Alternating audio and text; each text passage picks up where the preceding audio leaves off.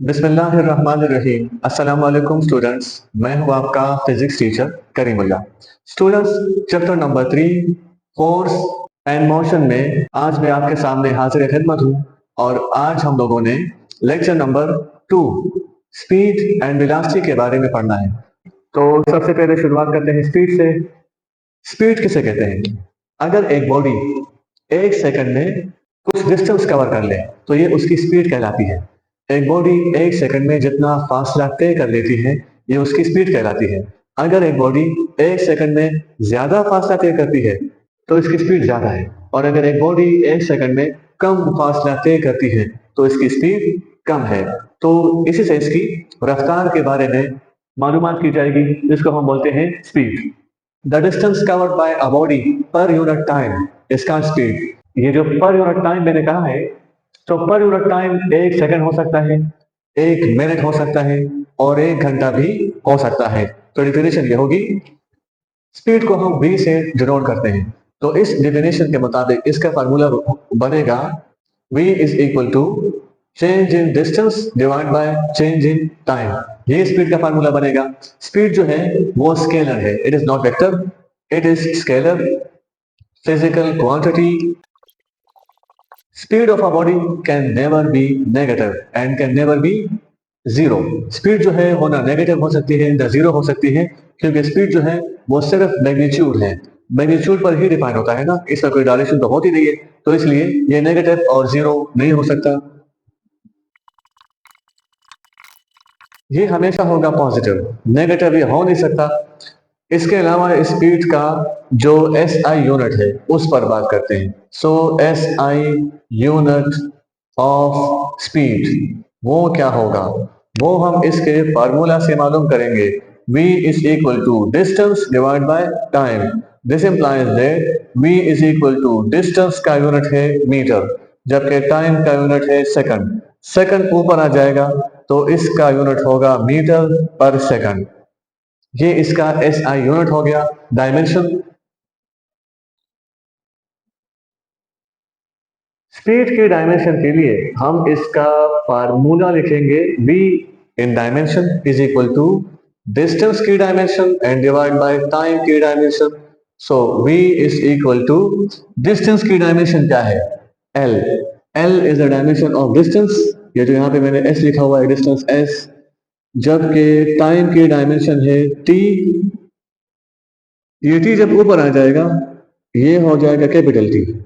t जब ऊपर आ जाएगा तो v is equal to L T power -1। This is the dimension of speed, और इसकी डायमेंशन जो है वो m power 0 l power 1 t power -1 भी हो सकती है। अब अगर हम वेलोसिटी की बात करेंगे तो velocity is the displacement covered by a body per unit time. यानी एक बॉडी है और वो एक सेकंड में कितना डिस्प्लेसमेंट कवर करती है, इसको वेलोसिटी कहा जाएगा। यानी वेलोसिटी में एक स्पेसिफिक डिस्टेंस लिया जाएगा जो क्या होता है डिस्प्लेसमेंट। तो वेलोसिटी क्या है, the rate of change of displacement with respect to time is called velocity.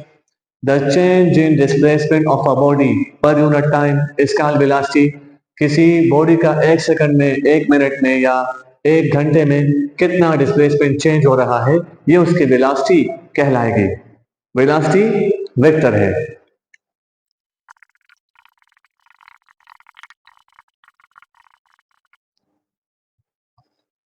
तो वेलोसिटी हमारे साथ वेक्टर होगी। वेलोसिटी का जो फार्मूला है वो बनेगा v is equal to change in displacement divide by change in time. This implies that velocity vector is equal to change in displacement जो है वो बराबर है final displacement minus initial displacement के divide by final time minus initial time, क्योंकि change जो है वो फाइनल माइनस इनिशियल के बराबर होता है। वेलोसिटी का यूनिट क्या होगा, वेलोसिटी का जो एस आई यूनिट है वो भी इसके फार्मूला से हम मालूम करेंगे। यानी velocity is equal to displacement divide by time, ये वेलोसिटी हो गई। This implies that velocity is equal to displacement का यूनिट मीटर है और टाइम का second. So metre per second is the SI unit of velocity. इसी तरह अगर हम इसके डायमेंशन की बात करें, डायमेंशन ऑफ वेलोसिटी, तो डायमेंशन इसकी होगी v is equal to s dimension divide by t dimension. तो डिस्प्लेसमेंट की डायमेंशन क्या है, l, जबकि टाइम की डायमेंशन है t। t आ जाएगा ऊपर, तो वेलोसिटी की डायमेंशन होगी एल टी पावर -1 या फिर m power 0 l power 1 t power -1। तो वेलोसिटी की और स्पीड की डायमेंशन सेम है, और ये डायमेंशन की एक लिमिटेशन भी है कि वो वेक्टर में और स्केलर में फर्क नहीं कर सकता। इसी तरह वेलोसिटी जो है ये बाज़ औक़ात स्पीड के बराबर होती है और बाज़ औक़ात ये स्पीड से कम होती है। वजह क्या है? क्योंकि स्पीड में होता है डिस्टेंस और वेलोसिटी में डिस्प्लेसमेंट। तो डिस्टेंस बाज़ औक़ात डिस्प्लेसमेंट के बराबर होता है, लेकिन ये भी तो होता है कि डिस्टेंस डिस्प्लेसमेंट से ज़्यादा हो और डिस्प्लेसमेंट डिस्टेंस से कम हो। तो इन्हीं कंडीशन के मुताबिक स्पीड वेलोसिटी के बराबर भी हो सकता है और वेलोसिटी से ज़्यादा भी हो सकता है। वेलोसिटी स्पीड के बराबर भी हो सकती है और स्पीड से कम भी हो सकती है। तो अगर एक बॉडी खासकर जा रही हो स्ट्रेट लाइन में, तो स्ट्रेट लाइन में एक बॉडी मूव कर रही है, इस वक्त इसका डिस्प्लेसमेंट और डिस्टेंस दोनों बराबर है, तो ऐसी ही कंडीशन में इसकी वेलोसिटी और स्पीड ये दोनों भी बराबर होंगे। इसी तरह हम बोल सकते हैं the velocity of a body can be zero, can be positive and can be negative. ये जुमला लिखते हैं, उसके बाद फिर इसको समझते हैं।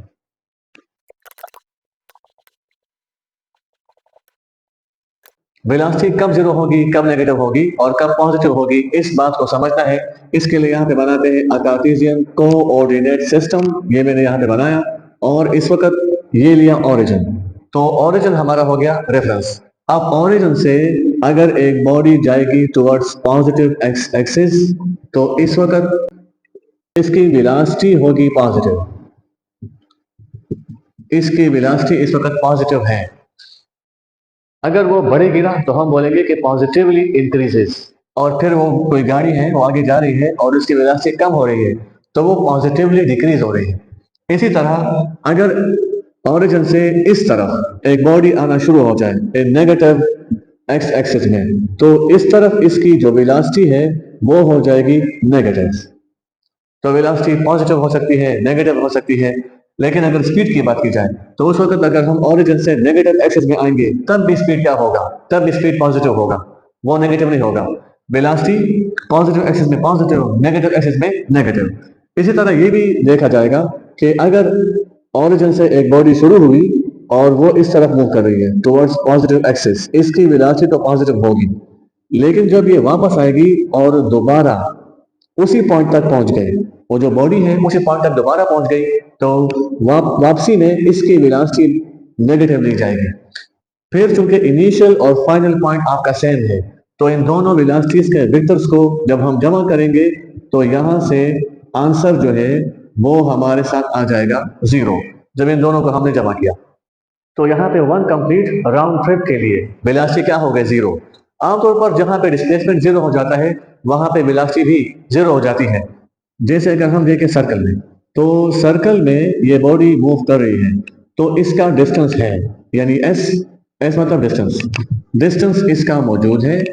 इसी तरह इस बॉडी का अगर इनिशियल पॉइंट और फाइनल पॉइंट सेम है, यहां से शुरू होकर यहां पे वापस आ रही है, तो इसका डिस्प्लेसमेंट जीरो हो जाएगा।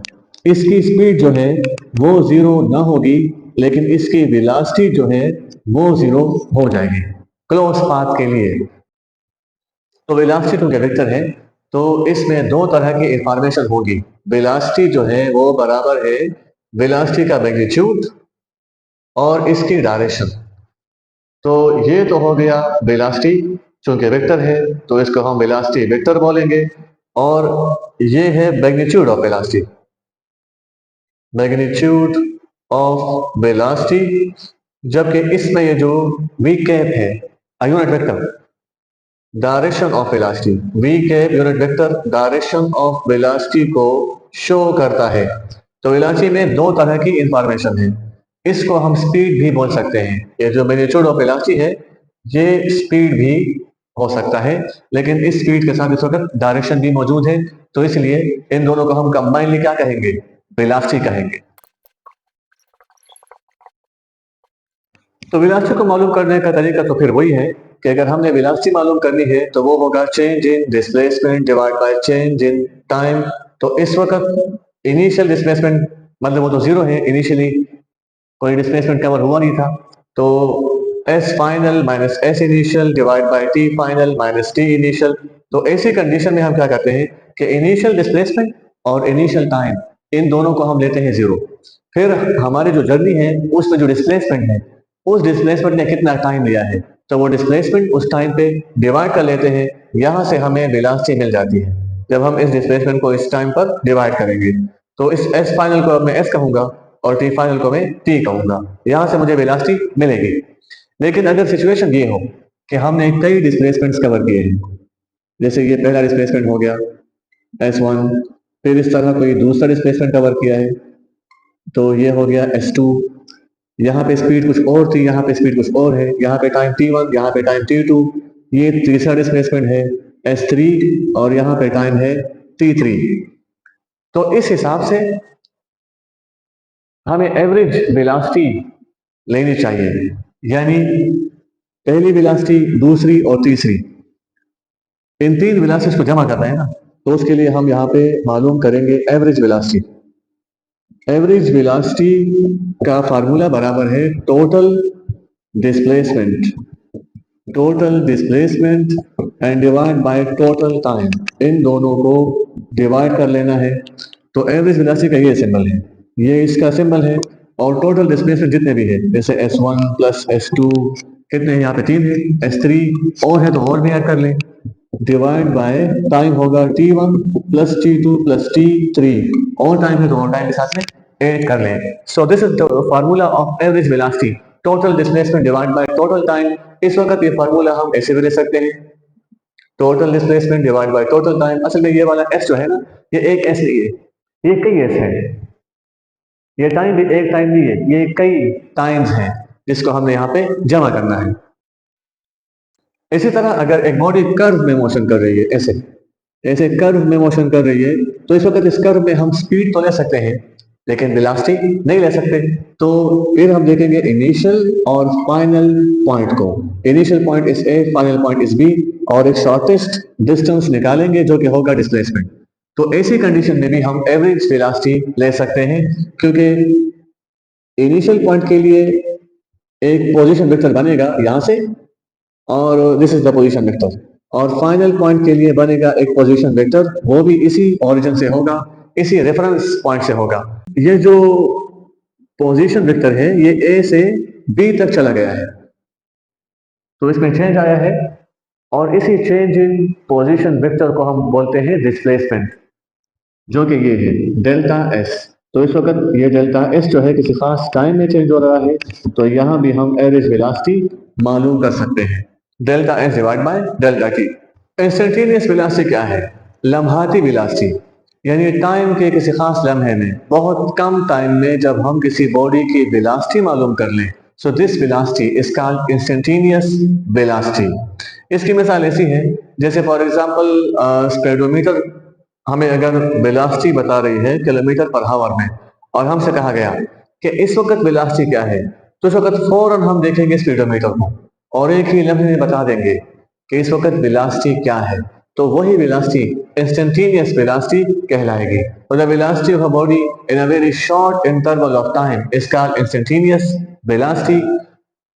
तो इसका फार्मूला होगा v instantaneous is equal to, यहाँ पे लगेगा लिमिट, यानी टाइम की एक लिमिट होगी, एक हद होगी, और वो लिमिट है डेल्टा टी, यानी टाइम बहुत कम होगा, इतना कम कि अप्रोच टू जीरो, मतलब जीरो नहीं होगा लेकिन जीरो के करीब करीब होगा, और यहाँ पे लिखेंगे delta S change in displacement divide by time. So this is the formula of instantaneous velocity. Students, velocity के बारे में इंशाल्लाह और भी आपसे बातें होंगी जब हम ग्राफिकल रिप्रेजेंटेशन ऑफ मोशन पढ़ेंगे, तो इंशाल्लाह उसमें हम यूनिफॉर्म वेलोसिटी और वेरिएबल वेलोसिटी के बारे में पढ़ेंगे। इसी तरह हम वेलोसिटी का ग्राफ बनाएंगे और एक्सेलरेशन को वैसे भी पढ़ेंगे, और ग्राफ के साथ भी उसको हम पढ़ेंगे। इसी तरह डिस्प्लेसमेंट डिस्टेंस का भी इंशाल्लाह ग्राफ बनेगा। तो ये सब चीज़ें इंशाल्लाह आप देखेंगे आने वाले लेक्चर्स में।